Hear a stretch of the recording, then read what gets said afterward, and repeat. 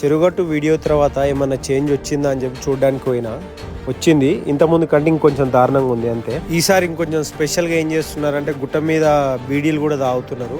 అంటే కనీసం దేవస్థానంలో బీడీలు కూడా తాగుతున్నారు అంటే అర్థం చేసుకోండి మీరు. ఇంకా వరస్ట్ థింగ్ ఏంటంటే ఫస్ట్ మనం గుడికి ఎంటర్ అవ్వగానే మనకు ఫస్ట్ అవుపించేది ఏంటంటే వాష్రూమ్స్ అవుతాయి. ముందు మనకు ఆ స్మెల్లే ఆహ్వానం పలుకుతుంది అనమాట.